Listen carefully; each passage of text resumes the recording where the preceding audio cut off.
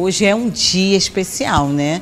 É o Dia Mundial da Saúde Mental. Estou falando desde o início do programa de vários assuntos e pautas que tem a ver com a saúde mental. E nós temos aqui uma convidada, né? E vamos conversar com ela sobre o assunto. É a Jaqueline Kelly, psicóloga, né, Jaqueline? Bom dia! Bom dia! Prazer tê-la aqui. O prazer é todo meu. Obrigada pelo convite. E é muito bom estar aqui falando um pouquinho, principalmente nesse dia tão especial, que é o Dia Mundial da Saúde Mental, um tema que nunca é demais falar sobre. E nunca acaba e está sempre presente. Exatamente. E eu vou começar a nossa entrevista justamente falando sobre isso.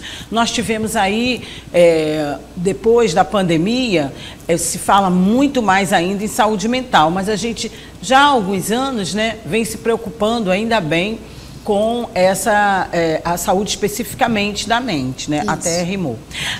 Específica da mente, corrigindo. Então, assim, eu gostaria de saber de você o que mudou na visão de vocês, especialistas, depois de um momento tão difícil de reclusão, de até confusão, que foi a pandemia. E logo em seguida, a gente veio aí com uma eleição muito polarizada. Então, o brasileiro, de uma forma geral, ele foi muito sacrificado da saúde mental. E hoje nós estamos assim, eu, você, a doutora, somos resultado desses dois processos, principalmente. O que mudou, o que diferenciou o olhar de vocês, por favor? Então, a gente percebe que existe aí, né, depois da pandemia, um olhar mais atento das pessoas para o cuidado com a saúde mental. Então, junto com a pandemia, nós percebemos a procura ainda maior, né, por esse cuidado. Então, no tempo da pandemia, a gente teve a questão do fique em casa. Então, a gente percebeu aí uma procura maior por atendimentos online, né, ali no conforto da sua casa. Então, de fato, a gente percebeu, né, que existe uma procura maior. A gente percebe que as pessoas estão mais atentas em relação às suas emoções, principalmente dentro de períodos tão marcantes como foi a pandemia. Então, a gente, de fato, consegue perceber essa mudança no quesito de um tabu que existia a respeito do cuidado com a saúde mental, não é verdade? Bom, e também nos últimos tempos, a gente usa mais o computador, muito mais. Tem aqui a tela na palma da mão. Sim. Toda hora a gente está aqui, às vezes até excessivamente. Crianças, a gente está sempre alertando aqui que só a partir dos 2 anos, segundo os especialistas, sim, é bom, mas a gente que comece a utilizar só a partir dessa idade, mas a gente não vê as pessoas praticando isso por vários motivos que a gente também, sim, não está aqui para condenar. Né? Muitas vezes as mamães recorrem, os pais também, né? E o responsável por aquela criança acaba recorrendo a uma tela para que a criança distraia um pouco e ela possa ir para tal atividade. Até que ponto há essa influência na saúde emocional, por favor? Então, a gente percebe que existe sim uma dependência maior, principalmente para as crianças, né? E também na adolescência. Eu atendo na clínica muitos adolescentes, né, a faixa etária em que eu escolhi atender justamente por perceber que existe uma demanda muito grande de uma necessidade emocional que precisa ser suprida. E muitas vezes essa necessidade emocional não é suprida dentro de casa, através da criação, através ali do apoio, através da autonomia. Enfim, existem algumas necessidades emocionais que a criança precisa alcançar dentro do seu desenvolvimento. E como que isso, né, o excesso de telas acaba prejudicando, né, a criança, o adolescente até a vida adulta. Né? Então, a gente percebe que existe, sim, uma dependência, como é que eu posso dizer? Uma falta mesmo de autonomia para algumas decisões, né? Para algumas coisas, ficam limitados, né?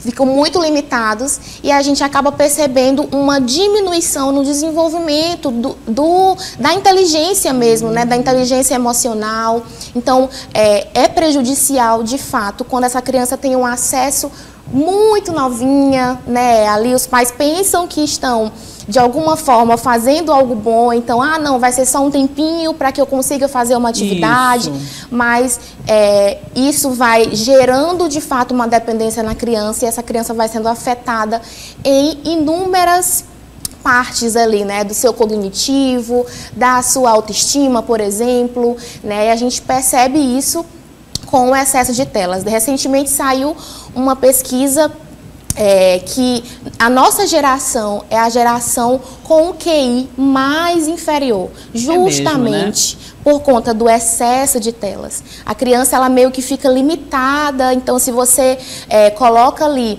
uma outra atividade que ela precisa exercer a sua criatividade, que ela precisa exercer a sua autonomia, ela não consegue, porque através do excesso de telas, para ela só precisa de um clique. Exato. Para que as coisas aconteçam. Vamos exemplificar aqui, me corrija se eu estou errada, doutora.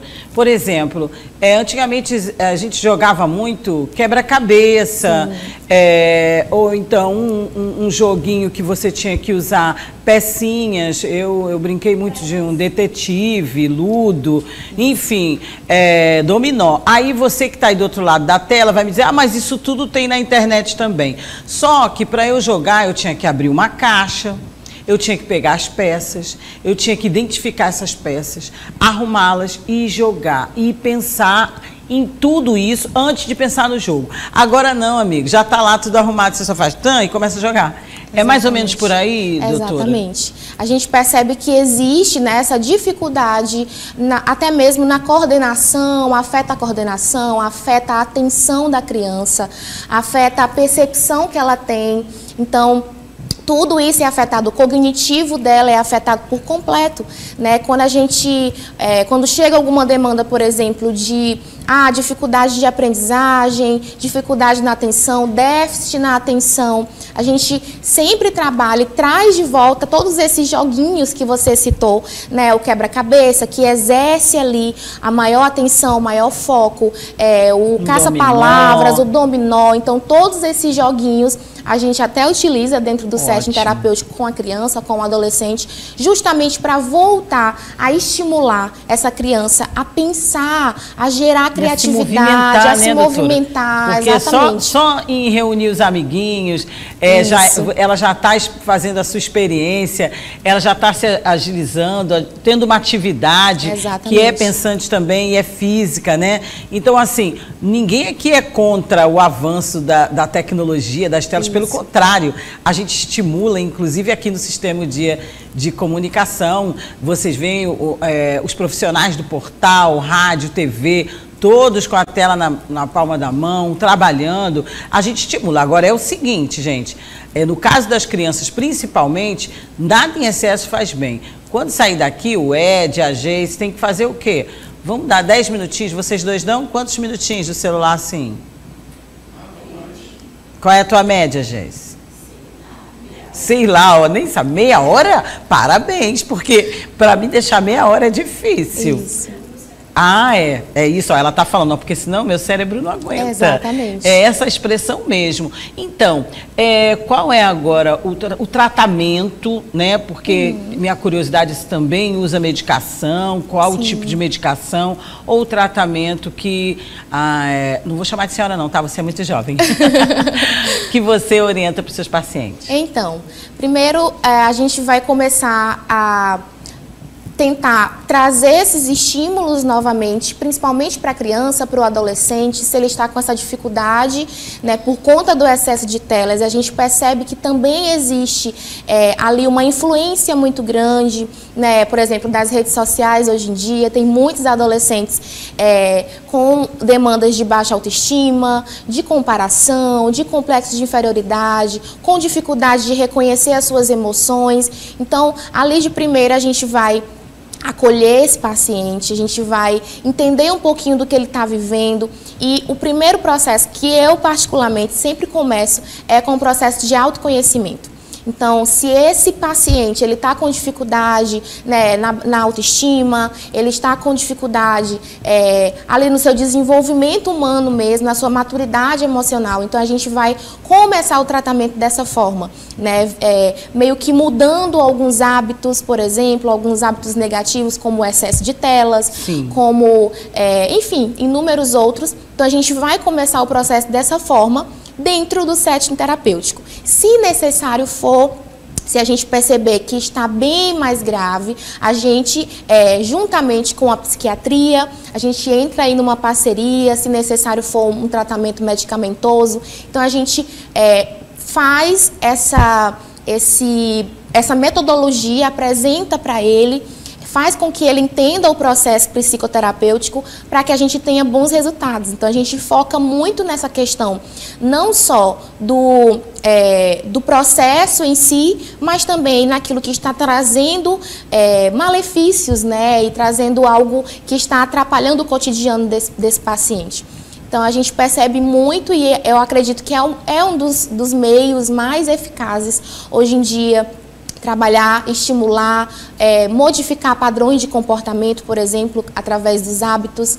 Então, a gente faz todo esse processo para que o paciente tenha uma boa qualidade de vida, né, bem-estar ali no seu cotidiano. Bem, e voltando um pouquinho, como identificar que a sua criança, o seu adolescente, ou mesmo jovem, não precisa ser só criança e adolescente, né? Está utilizando as telas de modo a prejudicar a sua saúde mental, seu comportamento está diferente. Qual a orientação que você pode nos dar de observação? Sim. Porque às vezes os sinais estão bem na cara da gente e a gente não percebe. Sim, a gente percebe que a criança ela fica muito histérica até, sabe? No sentido de, se você tira a tela, ela já dá meio que um show. Um show. Eu chamo um show, para não dizer outra palavrinha, né? Exatamente. Dá um show, né? Joga no chão, grita, enfim. Isso. Então, a gente percebe que também é afetado a questão da aprendizagem dela, do foco em relação à escola, em relação às provas. Percebe que a atenção está diminuída. Então, na verdade, essa observação precisa ter tanto nas escolas, né, com os professores e também com parceria com os pais dentro de casa. Então, muitas vezes os pais dizem assim, não, meu filho está na escola e os professores que se virem. Mas não, você precisa também observar como seu filho está se comportando em casa, como que está o cognitivo dele e através ali da parceria com a escola, com os professores, fazer com que essa criança e esse adolescente volte ao seu padrão normal, né, de inteligência emocional, de maturidade emocional e desenvolvendo tudo isso através aí dessas observações. Bom, e para concluir, doutora Jaqueline, como hoje nós estamos, rede privada, rede pública, nesse atendimento à saúde específica da criança e do adolescente e até de uma forma geral, já que a gente sabe que a gente está tendo mais demanda e a gente mesmo está se interessando mais por essa especialidade. Nós estamos preparados? O nosso Estado está preparado? Hoje a rede privada já oferece uma boa condição para que as pessoas no seu plano de saúde utilizem? Pode esclarecer isso para a gente também? Sim, hoje em dia está bem mais acessível, né? Fácil de você procurar o seu cuidado com a sua saúde mental. Então, por exemplo, na clínica em que eu estou inserida, que é o Instituto VOP, nós temos aí meios, né, de você ter acesso ao seu cuidado com a sua saúde mental, através da rede pública. Existem meios também, outros meios, por exemplo, em clínicas, escolas, né, através das faculdades, das universidades que estão disponibilizando. Existem muitos meios de você focar através dos planos de saúde também. Então, não deixe, né, o que limita muito, eu percebo que existe uma limitação justamente por conta do financeiro, né, por conta aí até mesmo dos tabus que existem, né, tipo, eu não preciso porque eu não tô louco, ainda meu filho hoje, não é doente. As pessoas usam essa expressão, não vou procurar o psicólogo nem o psiquiatra porque eu não sou doido, meu filho não é doido, meu pai não é doido, irmão não é doido. Não. Não é essa questão.